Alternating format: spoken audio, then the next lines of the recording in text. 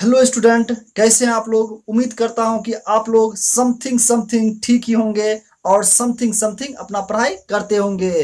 तो जैसा कि जानते हैं, मैं विपिन सर आप सभी के बीच एक नया टॉपिक लेकर आया हूं जिसका नाम है प्रिंसिपल ऑफ होमोजेनिटी। आपके बोर्ड पे दिख रहा है। ओके, तो आज जानेंगे अपने लोग प्रिंसिपल ऑफ होमोजेनिटी के बारे में कि ये प्रिंसिपल ऑफ होमोजेनिटी क्या बोलता है। ओके, तो चलिए देखते हैं कि ये प्रिंसिपल क्या बोलता है। अकॉर्डिंग टू दिस प्रिंसिपल, यानी इस प्रिंसिपल के अनुसार, the dimension of all term in a physical expression should be same. बोला है कि इस प्रिंसिपल के अनुसार dimension of all term in physical expression should be same. यानी कहने का मतलब ये हुआ कि किसी भी फिजिकल एक्सप्रेशन में जितना भी टर्म इंक्लूड है, यानी जितना भी टर्म उसमें शामिल है, तो उन सारे टर्म का जो डायमेंशन होगा वो सेम होगा। ये कौन बोलता है? Principle of homogeneity. चलिए आगे देखते हैं कि ये और क्या बोलता है। Okay, if a physical quantity separated by the symbol plus minus बराबर greater than less than etc have the same dimension। यानी कहने का मतलब ये हुआ कि कोई भी फिजिकल क्वांटिटी, यानी जिस फिजिकल क्वांटिटी का हम डायमेंशन निकाल रहे हैं, वो फिजिकल क्वांटिटी में जितना भी टर्म यूज किया गया है, वो सारा टर्म चाहे प्लस चिन्ह से जुड़ा हो, चाहे माइनस चिन्ह से जुड़ा हो, चाहे उन दोनों टर्म के बीच या उन सारे टर्म के बीच बराबर का चिन्ह यूज किया हो, चाहे वो ग्रेटर देन चाहे वो लेस देन, उस सारे टर्म का जो डायमेंशन होगा वो सेम होगा।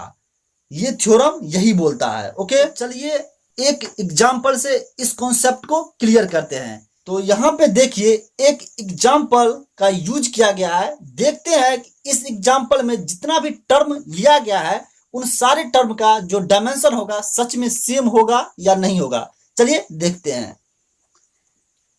यहाँ पे एग्जाम्पल में लिया गया है s बराबर ut plus half eighty square. इस फॉर्मूला से आप लोग पहले से ही परिचित होंगे, क्योंकि मैं इस फॉर्मूला को यूज ऑफ डायमेंशन में यूज किया था। ओके, तो आपको मैं बता देता हूं, s मीन्स जो होता है वो होता है डिस्टेंस, और u मीन्स जो होता है वो होता है इनिशियल वेलोसिटी। ओके, और t मीन्स टाइम होता है, और हाफ जो देख रहे हैं 1/2 एक कांस्टेंट टर्म है। ओके, और यहाँ पर जो आप ए देख रहे हैं, ए मीन्स एक्सक्लेरेशन। ओके, और टी मीन्स टाइम ही होता है। तो चलिए इन फॉर्मूला में जितना भी टर्म यूज किया गया है, उन सारे टर्म का डायमेंशन मैं निकालूंगा, देखूंगा कि सच में इसका डायमेंशन सेम होता है या नहीं होता है। ओके, तो चलिए देखते हैं। Dimension of S, S means distance और डिस्टेंस मीन्स लेंथ। डिस्टेंस एक प्रकार का क्या है? लेंथ है, और लेंथ एक फंडामेंटल क्वांटिटी है जिसका डायमेंशन सिंबल क्या होता है, हम पढ़ाए थे, याद होगा आप लोग को, एल होता है। तो इसका डायमेंशन क्या हो जाएगा? एल हो जाएगा। चलिए सेकेंड टर्म का निकालते हैं डायमेंशन फॉर्मूला यूटी का। ओके, तो डायमेंशन ऑफ यूटी बराबर बराबर लिखा गया है एल और टी का पावर -1 और टी।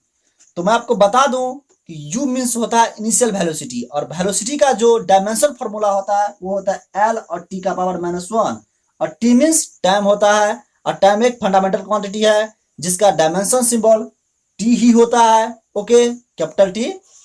तो यहाँ पे देखिए t का पावर -1 है और यहाँ पे t का पावर +1 है, तो क्या हो जाएगा? कैंसिल आउट हो जाएगा। तो लास्ट तक क्या बच जाएगा? l बच जाएगा। ओके, अब यहां पे आप देखिए फर्स्ट टर्म s का जो डायमेंशन मुझे निकला वो l ही निकला, और सेकेंड टर्म ut का जो मुझे डायमेंशन निकला वो l ही निकला। अब देखते हैं थर्ड टर्म जो यूज किया गया है इसमें, उस थर्ड टर्म का जो डायमेंशन होगा वो कितना होगा। ओके, चलिए देखते हैं। यहां पर लिखा गया है डायमेंशन ऑफ एटी स्क्वायर। यहाँ पे जो आप हाफ देख रहे हैं, हाफ मीन्स 1/2 देख रहे हैं, ये एक कांस्टेंट टर्म है, और कांस्टेंट टर्म का जो डायमेंशन होता है वो 0 होता है, यानी कुछ भी नहीं होता है उसका डायमेंशन। तो सिर्फ हम एटी स्क्वायर का ही डायमेंशन निकालेंगे, देखेंगे इसका डायमेंशन कितना निकलता है। ओके, तो एटी स्क्वायर बराबर एल टी का पावर -2 इंटू टी का पावर 2। आपको बता दूं ए मीन्स एक्सक्लेरेशन होता है, जिसका डायमेंशन फॉर्मूला होता है वो होता है एल और टी का पावर -2 होता है, और टी मीन्स टाइम होता है, जो एक फंडामेंटल क्वांटिटी है जिसका डायमेंशन सिंबल टी होता है। Okay, capital T. तो टी का पावर यहाँ पर -2 है और यहाँ पर टी का पावर +2 है, तो दोनों क्या हो जाएगा, कैंसिल आउट हो जाएगा। तो लास्ट तक क्या बच जाएगा, एल ही बचेगा। ओके, तो यहाँ पे देखने वाली बात है कि इस एस बराबर UT plus half eighty square में 3 टर्म यूज किया गया है। पहला एस, दूसरा यूटी और तीसरा हाफ एटी स्क्वायर, जिसमें से हाफ का कोई डायमेंशन नहीं होता है, तो सिर्फ हम एटी स्क्वायर ही लेंगे। तो इसमें से एस का भी मुझे डायमेंशन एल ही निकला है, और यूटी का भी डायमेंशन मुझे एल ही निकला है, और एटी स्क्वायर का भी डायमेंशन मुझे एल ही निकला है। तो इससे यह थ्योरम मुझे प्रूफ हो गया कि ये जो थ्योरम बोल रहा है वो सही बोल रहा है कि dimension of the all term in physical expression should be same.